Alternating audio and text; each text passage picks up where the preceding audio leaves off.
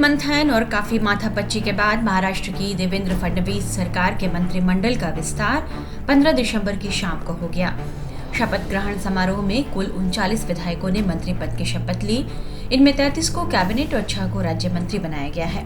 BJP कोटे से 19, एकनाथ शिंदे की शिवसेना से 11 और अजित पवार के एनसीपी खेमे से 9 मंत्री बनाए गए हैं।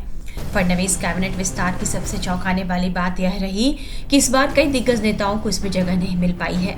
पिछली महायुति सरकार में मंत्री रहे 12 मंत्रियों को इस बार फडणवीस की टीम में जगह नहीं मिली है। महाराष्ट्र सियासत के ओबीसी का चेहरा माने जाने वाले छगन भुजबल और दिलीप वलसे पाटिल को भी इस मंत्रिमंडल में जगह नहीं मिली है, जिसके बाद राज्य की सियासत गर्मा गई है। फडणवीस के मंत्रिमंडल में छगन भुजबल को जगह न दिए जाने के कारण भुजबल के समर्थक नाराज हैं। ऐसे में सवाल उठता है कि आखिर क्या वजह रही कि अजित पवार के भरोसेमंद माने जाने वाले भुजबल को फडणवीस कैबिनेट में शामिल नहीं किया गया। फडणवीस कैबिनेट में छगन भुजबल को जगह नहीं मिले जाने पर यह कहा जा रहा है कि मराठा आरक्षण का विरोध करना उन्हें महंगा पड़ गया है। दरअसल शिंदे कैबिनेट में रहते हुए छगन भुजबल ने साफ तौर पर कहा था कि मराठा समुदाय को ओबीसी के तहत आरक्षण देने का फैसला किसी भी सूरत में वे स्वीकार नहीं करेंगे। इस बात को लेकर उन्होंने कई जगह पर जनसभाएं और बैठक की थी, जिसके बाद ओबीसी समाज सड़क पर उतर आया था। कहा जा रहा है कि यदि उन्हें मंत्री बनाया जाता तो मराठा नेता जरंगे पाटिल नाराज हो सकते थे। इसलिए सतर्कता बरतते हुए भुजबल को फडणवीस मंत्रिमंडल में शामिल नहीं किया गया है। हालांकि दूसरा तर्क यह दिया जा रहा है कि उम्र की वजह से उन्हें सियासत में साइडलाइन किया जा रहा है। मंत्रिमंडल में खुद के शामिल नहीं किए जाने पर भुजबल ने कहा है कि ओबीसी में से मराठा आरक्षण का विरोध करने का मुझे इनाम मिला है। वो तो जो है, जो पार्टी की हमारे जो नेता है उनका निर्णय होता है, तो उसके बारे में क्या कहेंगे। जरंगे पाटलांना तुम्ही अंगावरती घेतलं संपूर्ण अशा परिस्थितीमध्ये, परंतु तुम्हाला मंत्रिपदापासून हुलकावणी दिलेली आहे। त्याचं बक्षीस मिळालं ना। भुजबल के सियासी सफर की बात करें तो वे 2 बार महाराष्ट्र के डिप्टी सीएम रह चुके हैं। गृह मंत्रालय और पीडब्ल्यूडी जैसे अहम विभाग उनके पास रहे हैं। शिवसेना से अपनी राजनीतिक पारी की शुरुआत करने वाले छगन भुजबल एक समय शिवसेना संस्थापक बालासाहेब ठाकरे का दाहिना हाथ माने जाते थे। शिवसेना में उनकी खासी पकड़ थी, लेकिन सियासी महत्वाकांक्षा की वजह से वे शिवसेना छोड़कर कांग्रेस में शामिल हो गए। शरद पवार सोनिया गांधी के विदेशी मूल का मुद्दा बनाकर कांग्रेस से अलग हुए तो उनके साथ छगन भुजबल ने भी पार्टी छोड़ दी। शरद पवार ने जब एनसीपी का गठन किया तो छगन भुजबल उनके साथ साये की तरह रहे।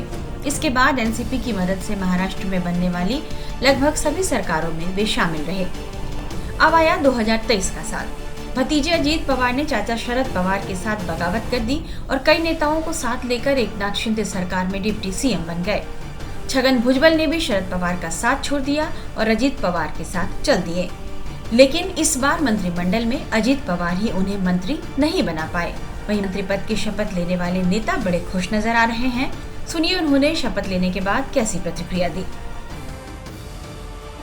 एकनाथ शिंदे साहब ने जो मुझे मौका दिया है उसमें देवेंद्र फडणवीस साहब भी है, अजित दादा साहब भी है।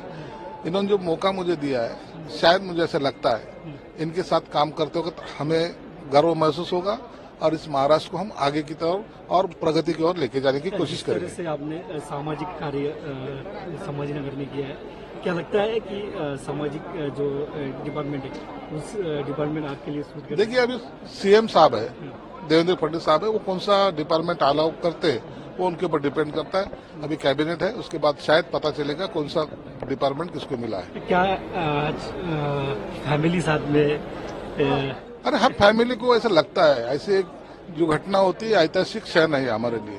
लाइफ में कभी सोचा नहीं था यहाँ तक हम पहुंचेंगे। आज पहुंचने का मौका मिला है, हम जरूर इसका आनंद भी लेंगे और लोगों के लिए काम भी अच्छा करेंगे। क्या जब मंत्री बन के आएंगे तो क्या उम्मीद लेके आए?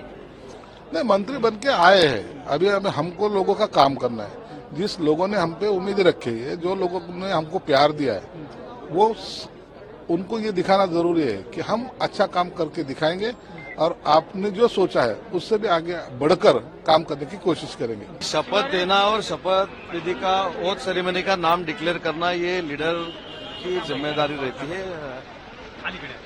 लीडर पे विश्वास होना चाहिए और वैसा एकनाथ शिंदे साहब ने हम 12 लोगों को मंत्री बनाया है। हम महाराष्ट्र की सेवा करेंगे और उनका जो नेतृत्व है वो बढ़ाने के लिए काम करेंगे।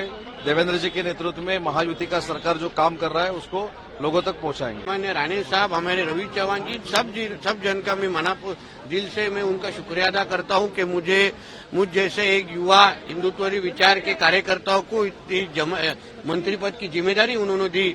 अब इस जिम्मेदारी के माध्यम से हिंदुत्वरी विचार को हम और भक्कम करने की कोशिश करेंगे और उसके साथ महाराष्ट्र का विकास करेंगे।